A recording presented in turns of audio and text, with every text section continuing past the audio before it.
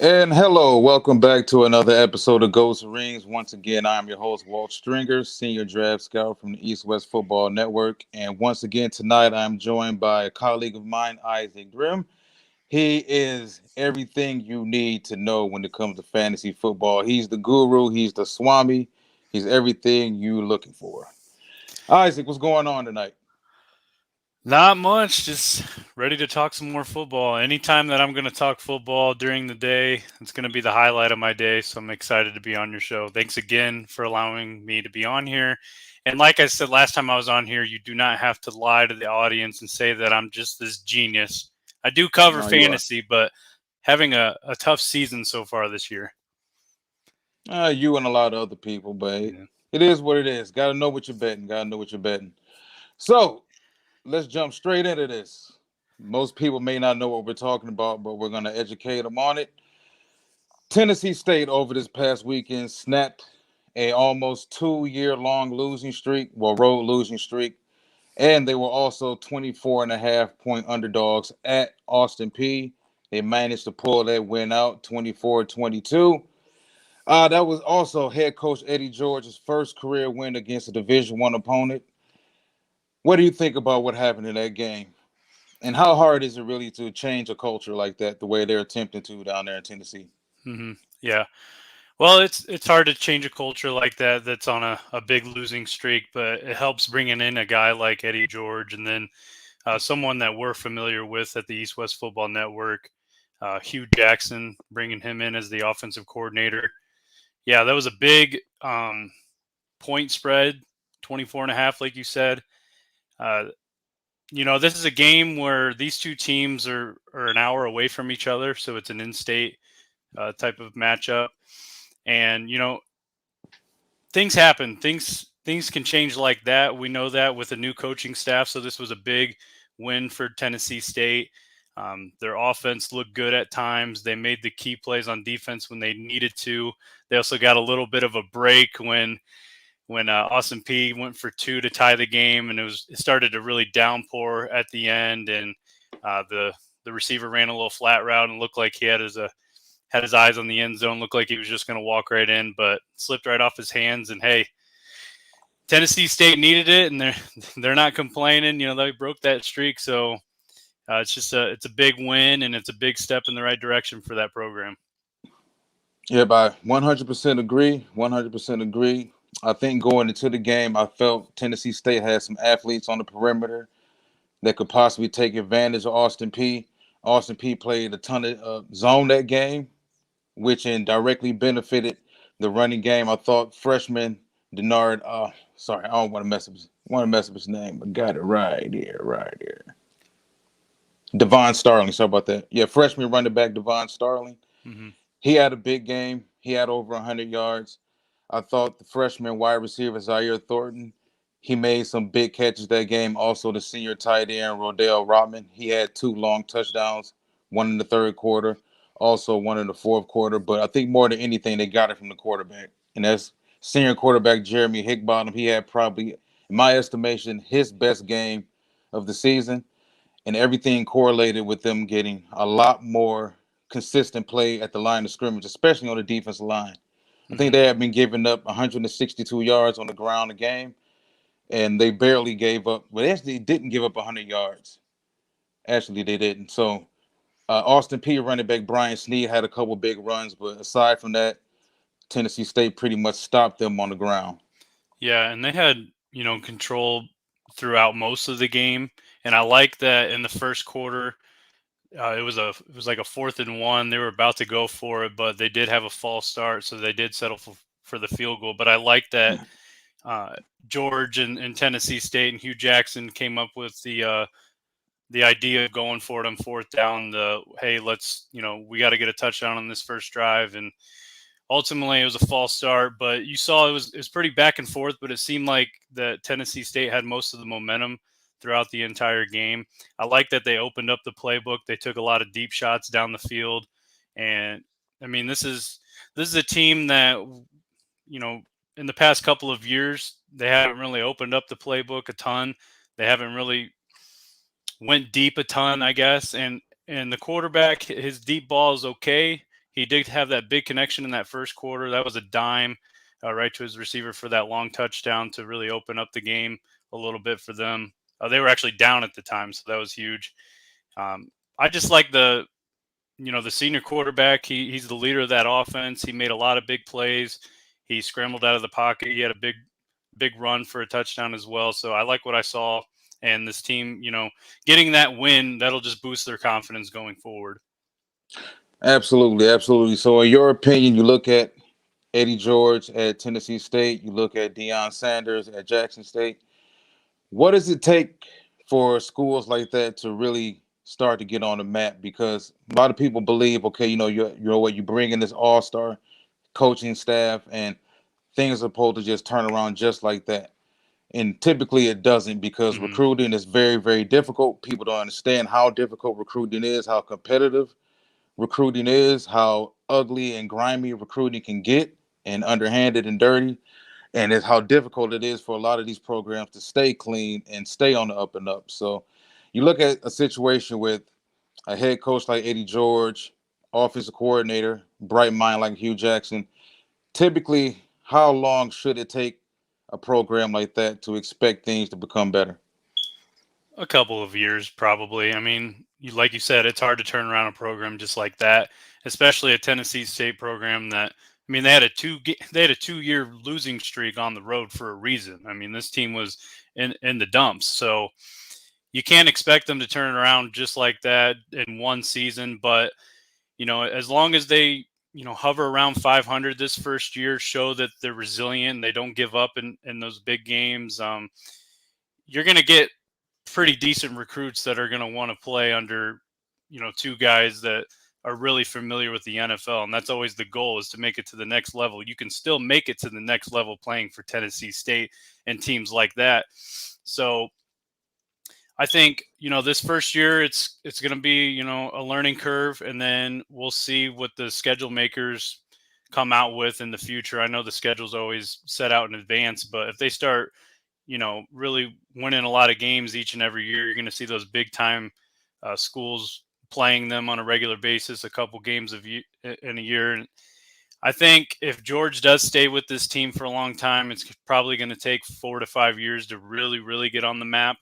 But I mean, we will keep an eye on them, and fans that are really familiar with them, they're going to know what's going on. And this is already an improvement so far. Well said, well said. Couldn't agree more. Like I said, congratulations, coach. Hope you get many, many more. Mm-hmm. Congrats, coach. All right, so let's talk about something right quick.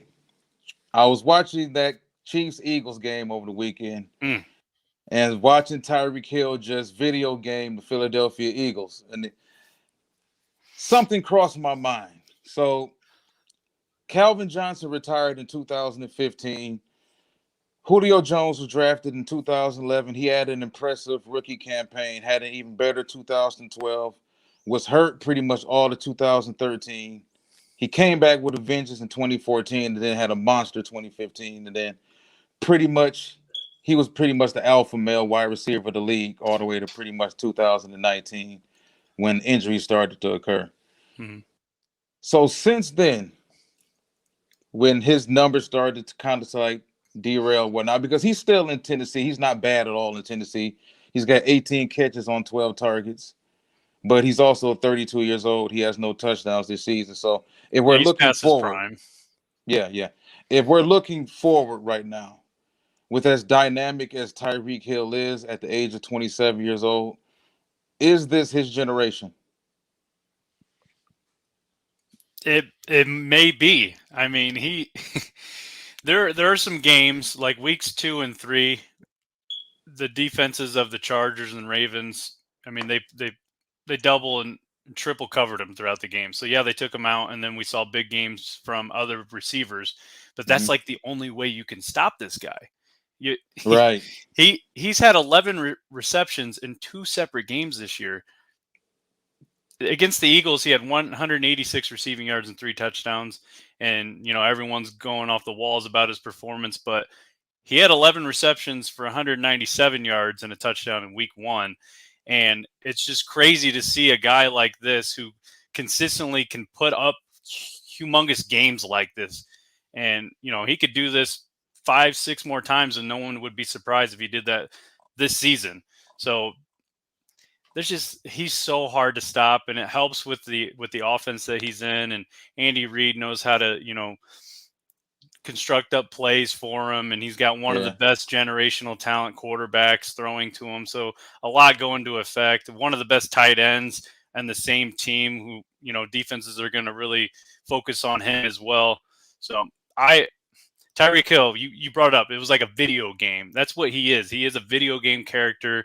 You don't see players like him, especially. He's a creative player. He's a creative player, man. And the speed and the agility and the awareness. I mean, he has it all. If we were rating him on Madden, he would have a 99 overall speed, awareness, agility, strength. Yeah, everything. He's insane. Yeah, I think I would have to agree. There's some other guys you can always compare him to, but I have to think that what makes him completely different from guys like Devontae Adams or even DeAndre Hopkins is his ability to not only just tilt the field, but completely tilt the game. Mm-hmm. Within a couple plays, he can take you from being down 10 to up 14. In the same fashion Randy Moss, Calvin Johnson, and Julio Jones did. He could probably average 4 touchdown returns a game, not a game, but a season if he consistently returned kicks as well. He's 5'9", 185 pounds. He's built like a running back. He's got tremendously strong hands. He's physical. He blocks downfield. He'll come up and chip linebackers. He runs every route. He's consistently attacking the football when it's in the air, and he's got Olympic speed. And he can jump out the gym too. Yes. He's got it all. He's got every trait you need from a wide receiver. And you were talking about his return game. We saw it his rookie season. I think he had a couple punt return touchdowns, and that's when we really noticed Tyreek Hill in the NFL. And right away, he was just a star. But there aren't a lot of players in this league that you can throw a little stay route or a little bubble screen to, and you wouldn't be surprised if he took that 80 yards and broke 4 or 5 tackles just because of his agility and speed. Yeah. And I ran across the number because DeAndre Hopkins, love DeAndre Hopkins, one of the most polished, solid hand wide receivers in the league. He had a 3-year head start on Tyreek, a 3-year head start. And with that 3-year head start, Tyreek is only 6 career touchdowns behind him. Wow. 63 to 57. Like, that's beyond outrageous with a 3-year head start. Mm-hmm. Like, there's a chance he's 6 touchdowns behind DeAndre Hopkins. And Kyler Murray's no slouch. But there's a chance Tyreek could pass DeAndre Hopkins this season in career touchdowns. And he's only 6 behind him. Yeah. Because he has the ability to get 4 touchdown games just like that. Yeah. That's insane. Wow, I did not know that number. That is, when you think of it like that, then that kind of answers the first question that you had for me at the beginning. Is he the guy of the generation? And wow, if he's only that far behind DeAndre Hopkins after 3 seasons, that's just insane to me. And he's got 4 touchdowns this season, 3 in his last game. And like I said earlier, he can do that each and every week if he wanted to, if the Chiefs wanted to. He's just that kind of talent. Yeah, I think it all comes down to what the defense gives them, is willing to give them, and what Andy Reid wants to do. Like, they just kept attacking the Eagles because they could. Mm-hmm. But, yeah, I mean, given the fact that he's got a potential Hall of Fame quarterback, an elite quarterback, he's got an elite tight end he doesn't necessarily take attention away from him, because at the end of the day, when you game plan for the Chiefs, you're always going to game plan for Tyreek Hill anyway. But he's got an elite play caller, elite quarterback, elite tight end. And the funny thing about it is the quarterback, the wide receiver, and the quarterback, the wide receiver, and the tight end, all unheralded. Yeah. And Tyreek, we were talking about Kelsey. Yeah, and we were talking about this before the show here. I was thinking maybe Devontae Adams, but the reason why Adams is so prolific and a target monster and a receiving monster is because there aren't a lot of receiving talent on that team. Like, Devontae Adams is the guy, and Yeah, he's hard to shut down. But like when you're the only one out there, you're going to get a lot of volume. And Tyreek's not the only guy. Like we keep saying, he's on the same team as Travis Kelce, for crying out loud, and he's still doing these things. So I think that makes him a little bit more impressive. absolutely, absolutely. How about the younger guys right now? Any of the younger guys, maybe? I think you can look at a DK Metcalf. He's a Mm, freak athlete, but he doesn't consistently catch the football enough. yeah. You know, Tyler Lockett is a deep threat over there. Russell Wilson will throw the ball to whoever, but if you're not consistent with the hands, no quarterback is going to consistently feed you the football. Yeah, no, I don't see any of the 1, 2, 3 year pros at his level. I mean, there are guys that are shining. We saw Calvin Ridley last year. He looked like he could maybe become one of the better younger receivers, but I mean, I think he's 26 himself now. And Yeah, DJ Moore's having a great season right now. He's dominating, but we haven't seen anyone produce consistently like Tyreek has, besides Hopkins and Adams, and we already went over those. Michael Thomas for what, a season and a half, and then he's fallen off a little bit. So no, I mean, none of the younger guys really strike me as threats to Tyreek Hill in this generation. that's crazy. I mean, there's a lot of talented guys out here, though. Oh yeah. Even if you look at Stephon Diggs, Diggs isn't doing a whole lot this season so far. Buffalo's winning, but yeah, none of those guys are Tyreek Hill at all. And if you look at the generational guys since Jerry Rice was dynamic in his own way. Mm-hmm. He wasn't Randy Moss, he wasn't Calvin Johnson, Julio Jones, but since Jerry Rice has been all about the freaks. And all of these guys are just pure freaks. And you look at the fact that, like you said, Mahomes isn't going anywhere. He's pretty much a chief for life. If he's a chief for life, I'm pretty sure Tyreek Hill is going to keep getting paid from them Mm-hmm. unless he just decides to leave on his own. The only guy who could possibly be the odd man out eventually would be Kelsey, but I doubt if they move on from Kelsey also. Yeah, But and you he's can't keep getting up everybody there in forever. age too. You know, I think Yeah. he's 32, 33 now. Um, but he's still as dominant as ever too. So I think we're going to see 3, maybe 4 more years of that trio. And once Kelsey is gone, Tyreek won't be that old. I mean, he'll be in his low 30s, and he'll probably still have the same game changing effect to every game that he's in. If you're a defender, I don't think there's anyone that you're more scared of lining up opposite of than Tyreek Hill. Right. I mean, he A could do guy that's anything. this high and built like a fire hydrant. Hmm. Yeah. Is He's ridiculous. the separation he creates. On that 79-yard touchdown he had last week, the closest Eagle defender wasn't even within 13 yards of him. It's Yeah, that's terrible. crazy. The one thing I do want to see, though, I want to see Tyreek Hill top 100 receptions in a season, and I know that's hard with Kelsey on the same team. He he's gotten 87 receptions twice in his career. He's on a pretty good pace right now, so maybe this is the season. He's topped 1,000 receiving yards 3 times, but the touchdowns are there. I mean, he's a touchdown machine, and that stat earlier that you said just blew my mind. Yeah, it's weird, man. It's weird. It's hard to really be considered a generational guy unless you're that physical guy. Everybody loved Larry Fitzgerald, but Larry Fitzgerald was never really regarded as the best wide receiver of his generation. No. You know. So let's move on to Russell Wilson, Aaron Rodgers, and Drew Brees. No, Drew Brees retired last year, so we're going to keep everything through a solid time frame, a fair time frame, especially between Aaron Rodgers and Drew Brees. Hmm. I would say personally, considering the fact that okay, Aaron was drafted in 2005, but didn't start really a 16-game season until 2008.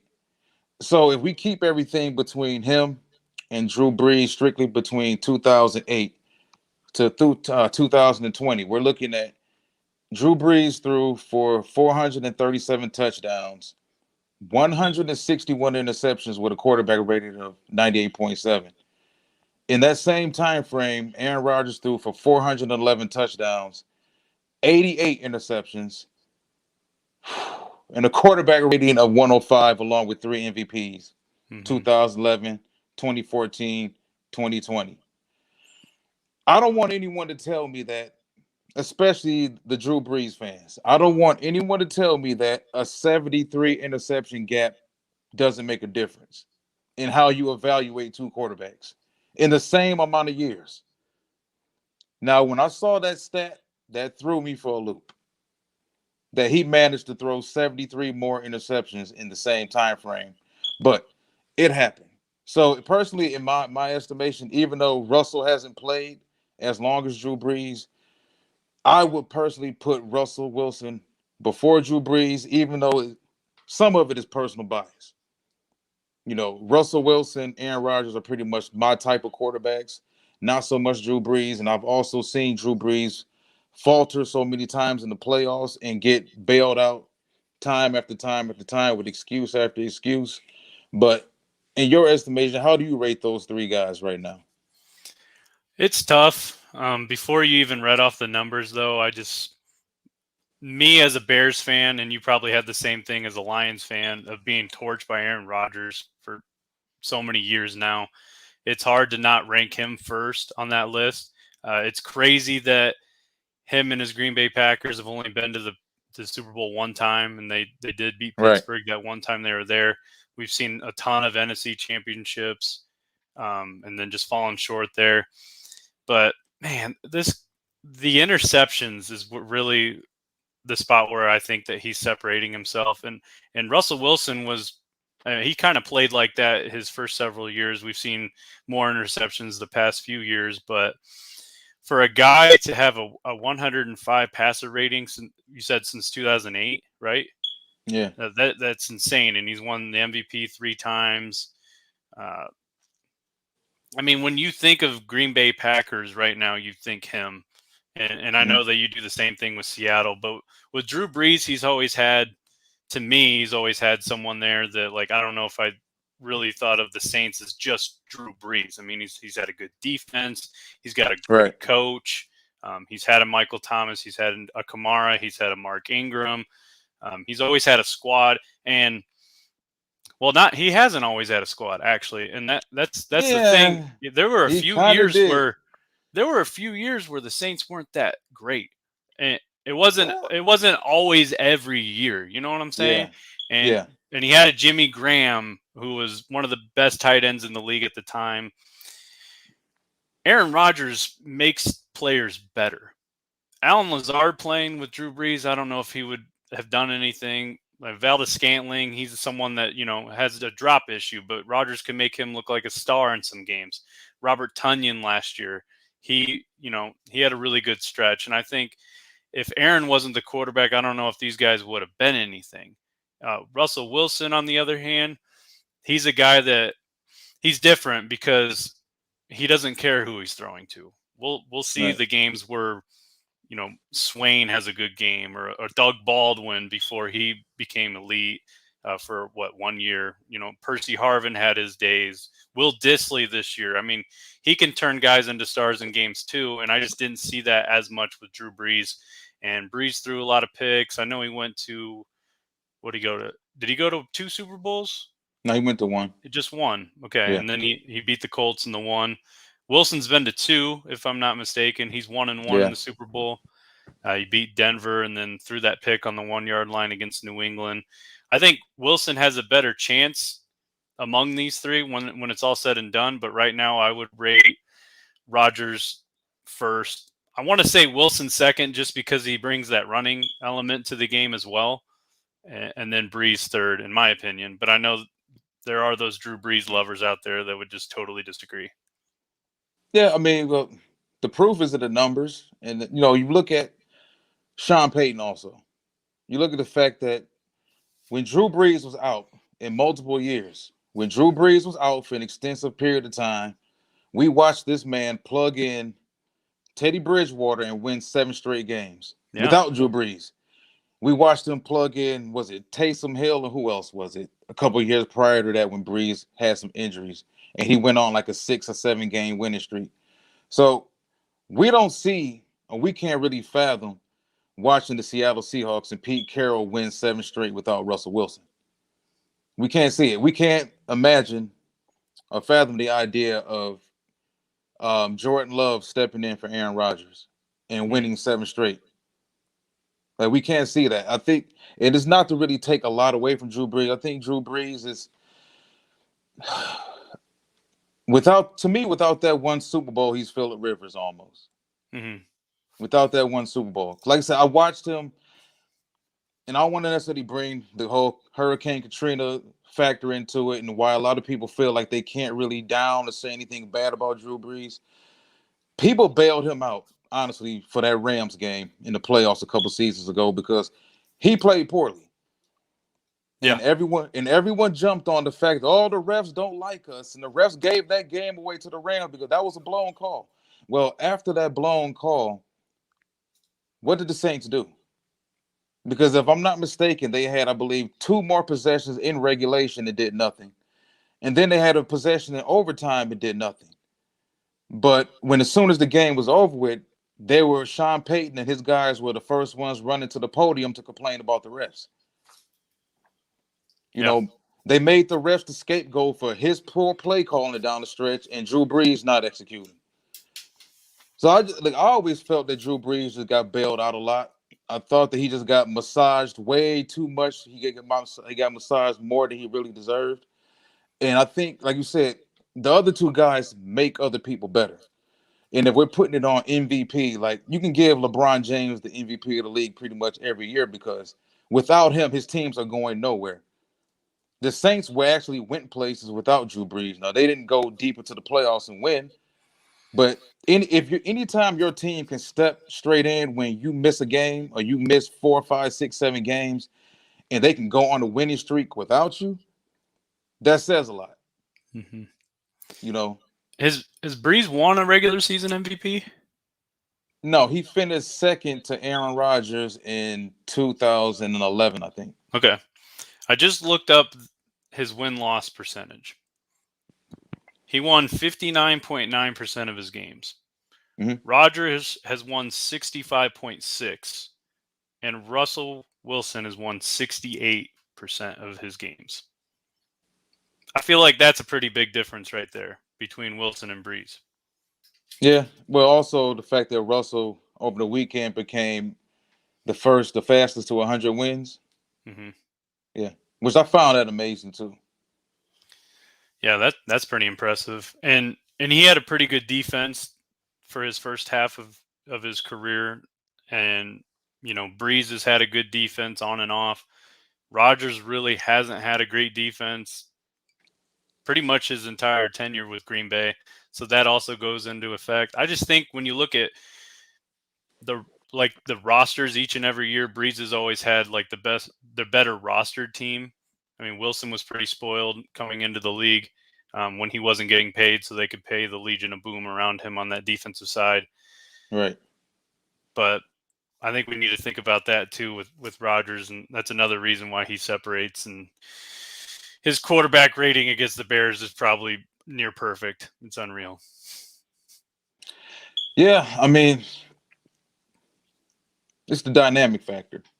Mm-hmm. It's not just the passing touchdowns, it's the rushing touchdowns, it's the improvising, it's the making something out of nothing, it's the not taking the sack on 3rd and 10, it's the moving your feet, manipulating the pocket, roll outside. You can either pick the first down up with your legs, or you can throw a 38-yard strike downfield to a guy falling out of bounds and hit him directly in the fingertips, Mm-hmm. which is what Aaron Rodgers can do. Yeah. Or Russell can And do. So yeah, he's got that Hail Mary effect too.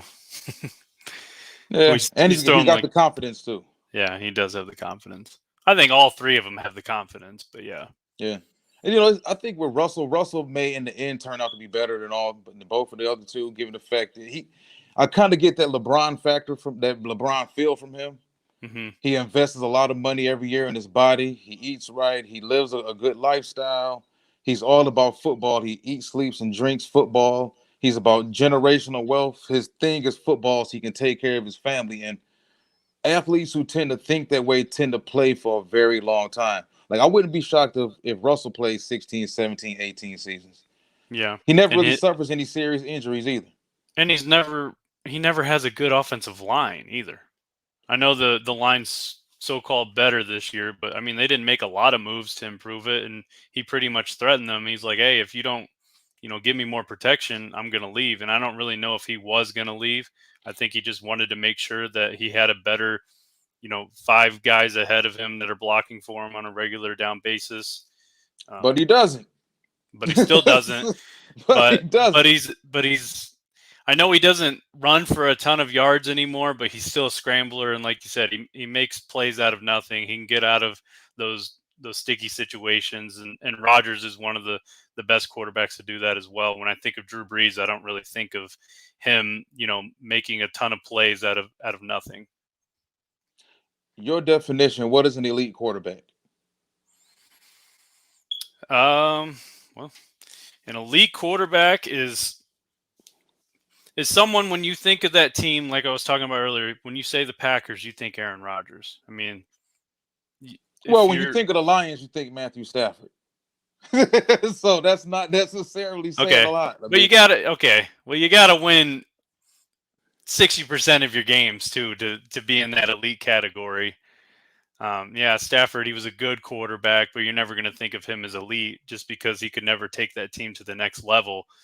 right. With Seattle, I mean, they before Russell Wilson started that rookie season, they were planning on Matt Flynn being their quarterback. They were in a Hmm. state where they were in full rebuild mode, and Wilson turned that team around in an instant. And the second year is when they really, really got going. And then what Yeah. was it? His third year they won the Super Bowl.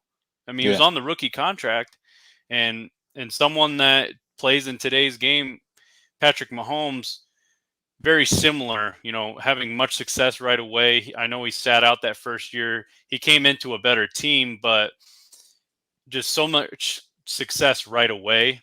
Rodgers sat out, what, 4 years, was it? He threw one touchdown his first 3 seasons. Yeah. And I he think he went to a, started him at 3 games. Yeah. yeah, and he went to an organization that had much success right before that with Brett Favre. And I guess Drew Brees turned the Saints around, but I think it was more of a collective, effort. The defense was great. They had some good running backs at the beginning. He had good weapons, but Wilson turned that team around. And I know the defense was great. They had the salary to pay those defenders, but it started with Wilson surprising the league as what was he, a third round, fourth round draft pick out of Wisconsin, and nobody Yeah. expected him to Third. be the way that he was. And he's just great, Well, man. He's great.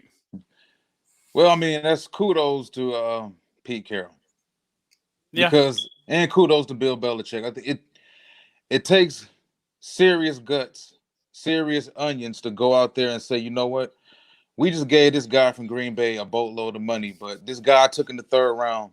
I want him. Like it takes guts to go ahead and do that. hmm Because what if Pete Carroll, or what if he coached for an organization that wouldn't have allowed him to do that, and right. Russell Wilson never would have seen the light of day? It took guts for Bill Belichick to make that move to switch from Drew Bledsoe, who was a hero. Like Bledsoe was a major hero in Boston. So it took guts to say, you know what, nah, we're gonna stick with Tom.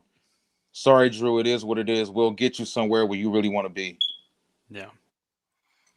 So, yeah, I mean, me personally, I think as an elite quarterback, you're a guy that makes a difference. You're the difference between 4-12 or 12-4. Yeah. That's the key thing. You can put up elite numbers. Elite statistics do not make you an elite quarterback. And I think that's one thing a lot of people really need to come to grips with. It's not about just reading box scores and saying, "Oh, well, this guy was 26 for 49 and he had 330." When people see that 300 plus yards, that's when they pretty much scroll away and say, "Okay, well, he was okay. He threw 300 yards. He was hmm fine." Yeah. Not factoring in when he threw for those 300 yards and when those touchdowns came. So, yeah, I mean, if you're a guy who does it throughout the flow of the game, you're consistent. And I think that's mainly what it is. The real great quarterbacks are consistent for 16 games. Even though I expect you to have a bad game, a rough game every now and then. But out of a 16 game season, I expect an elite quarterback to give me at least 12 to 13 of those games with very high quality football. Yeah. And you brought up Teddy Bridgewater earlier. When he filled in for the Saints, that team, you said it. They went 7-0. If he would have filled in for Green Bay this season, you think they would have won 7 games? I don't think they would have. You No. would have put them on Seattle. Would they win 7 games? I don't know. So those two are more of a game changer than Breeze, in my opinion. Just based on the fact that you can't win without those two. When you could win in New Orleans without Breeze. Perfectly said. Because I don't like Breeze. No, I'm joking. Breeze is okay. He was one of my favorite guys with the Chargers. I actually thought the Chargers should have stuck with him, honestly, and never should have drafted Phillip Rivers. But I understood the whole concern with the shoulder and everything. And my Detroit Lions said no. The Detroit Lions said no to a few guys. They said no to Warren Moon when he wanted to come here. They said no to Drew Brees when he was willing to come. They said no to him. The Miami Dolphins said no to Drew Brees also, and the rest is kind of history with the New Orleans Saints. We could have had Mahomes, so I feel you. Yeah, 1,000%. All right, so let's finish up with something I know you know a lot about.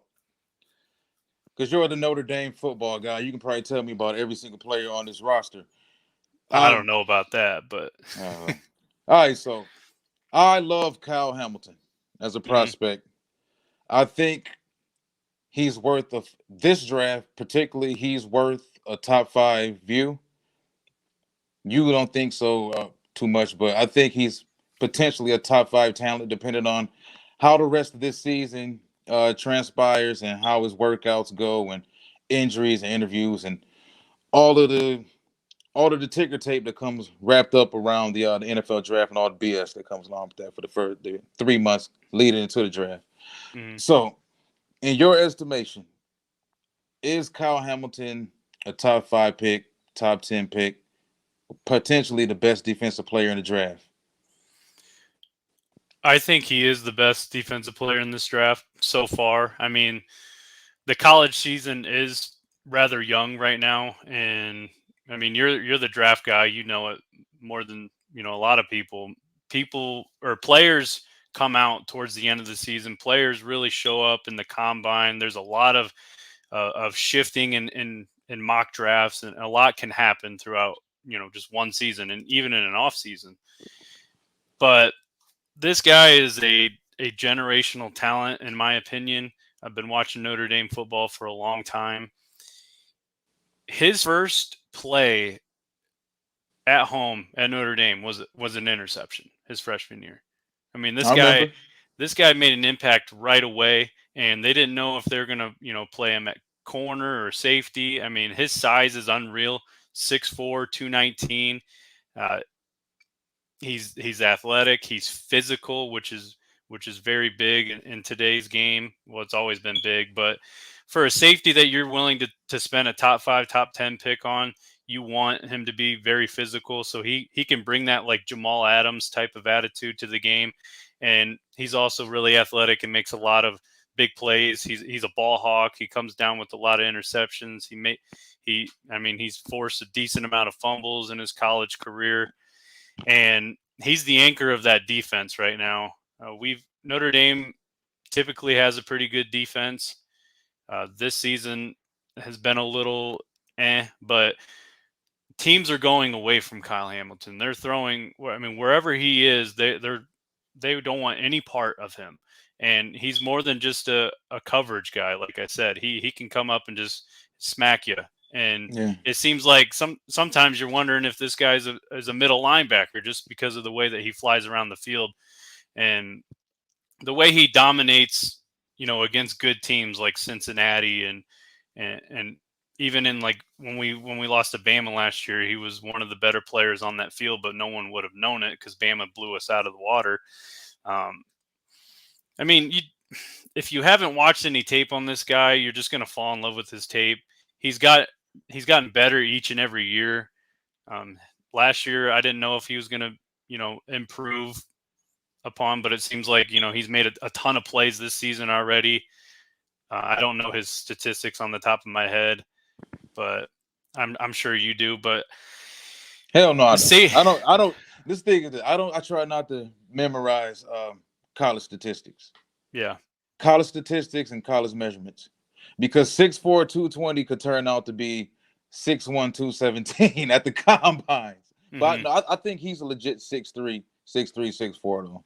He's a big guy, Yeah, and he makes a lot of tackles for loss too, and that's a big yeah. thing. So he comes up and he can defend the run pretty well. And there's not a lot of receivers that, I mean, teams try to do it once in a while where he'll shift up to corner or like in the slot nickel, and they'll run the little stay route or whatever, and it's hard to get back past this guy. He's got it just a knack at taking defenders down and just making big plays. And it seems like you're seeing his name called 10, 15 times per game for Notre Dame. And you But brought us something I wanted to bring up too, because I've heard some whispers about him potentially moving a linebacker mhm. at the next level because of his outstanding elite range. Do you think that's possible? I'd like to see him add some more strength. I don't think I mean, he's got good strength for what he looks like, but I don't know if he could play linebacker in the NFL. He he can be like that Isaiah Simmons type of guy, I guess. Or really, I like to compare him more to Jamal Adams, even though I think he's a better coverage Covered. safety than him. Yeah. But he could turn into that Adams type. And going back to a top 5 pick, the reason why I don't think he will be is just because safeties typically don't go that high, like you mentioned before. But if it were up to me, and I wasn't worried about when teams draft safeties, I would take him in the top 5 for sure. Yeah, I mean, where was Derwin James selected? Was it top 10? Yeah, I believe Derwin James is top 10. I'd have to look it up. Yeah. You're the Yeah. you're the you're the draft guy. I just pay attention to the Bears and then my Notre Dame guys really. I don't keep any of that on tap on the top. But yeah, I think it's his athleticism, his range, his smarts, his willingness to crash the box and play the run. I think it makes him a unique diamond for pretty much any defense. I think ideally, I could see him in a cover 3 zone scheme, similar with the Carolina Panthers run, with the Rams run. Hmm. And his speed, his athleticism, his range, it enables you to use your corners, get way more creative with your corners and coverage when you have a guy like him playing on the back end. So Yeah, I want him for my Detroit Lions. Now, would I I want my know you Detroit do. Lions to take him first overall? Even though that seemed like the You Lions, something trade Lions down, would do. trade Yeah, down I a little would. bit. Yeah, I would definitely try to trade down, but he's definitely a guy I would love to see on the back end for Detroit next weekend. And real Forget quick, next season, next weekend. I want him there. well, yeah, you want him now. You want him in practice right now. But Jamal Adams was selected 6th. Derwin James was selected 17th. Wow, yeah, I think not too many teams had Jamal that high. I think the Jets had an idea of what they wanted to be defensively that year with the guys that they were selecting, and they wanted a bunch of hitters. But Hmm. there was no way in hell I would take a box safety that high. And Uh, I say no, and it's John funny because I'm Fox like, wanted him in Chicago. yeah, John Fox wanted to trade down to, I believe it was 7th or 8th to get him. yeah, And then you saw how that turned out. We got Trubisky instead. yeah. Well, wasn't it him running like a sub 4.3? They kind of got everybody salivating, and everybody started to boost his draft stock up. Yeah, and coach has talked to us before. Coach Hugh, he was talking about how it seemed like other teams were portraying the fact that they were interested in him, and that Cleveland may have been interested in him with the first overall pick. And I don't think the rumors were true. They were just seeing who would bite, and I think Chicago was the team that bit, because what I've heard was John Fox was ready to take Jamal Adams, was ready to trade back, and it Yeah. was like a done deal. And the next day, Ryan Pace was like, "Hey, we're getting Trubisky. Like this is my call." And then ultimately, that was John Fox's last season. Uh, we heard that he was fired, but there were rumors swirling that Uh, he told the organization that it was going to be his last year because he didn't believe in the pick. it very rarely ends well when a GM walks into a room and says, "You know what? This is my pick. I'm making a call." Yeah. It very rarely ends well. Last Yeah. time a GM did that here in Detroit, it was Matt Millen. And he walked into the room and he said, you know what? Forget Sean Merriman. Mike Williams is the pick. And the rest is history. Hmm. So I don't know. At some point in time, I think ownership has to step in. If you pay your draft scouts handsomely to slave for 7, 8 months at a time on the road to bring back all this information and all of this data to tell you who are the best players in college, and the room was unanimous, or was it? It was either DeMarcus Ware or Merriman, Hmm. and I think most majority of the room wanted DeMarcus Ware, and then we wound up with the guys we wound up with, and we passed on premier pass rushers and linebackers to get Ernie Sims and Jared Davis, and yeah, oh Jesus. Trubisky was third on John Fox's draft board at quarterback. Watson was first. Mahomes was second. Trubisky was third. Yep. And then we took Trubisky second overall. We traded up with San Fran, who wasn't going to select him anyways. Mm-hmm. You guys got hoodwinked, bamboozled, led astray. Yep, that's the Bears for you. Hey, I'm glad we beat you, though. Yeah, I told you that it was very possible that would happen, and it did. So I don't even know if we should have, though. The amount of times that you guys didn't score inside the red zone, it blew my mind. But I mean, I guess it is the Lions, and you guys are cursed. But I don't know. Let's not talk about that. All right. Let's say, hey, right. so overall, I think, how can I put this? I think Kyle Hamilton's versatility. He looks a lot like Caleb Farley, honestly. Hmm. That tall, upright athlete.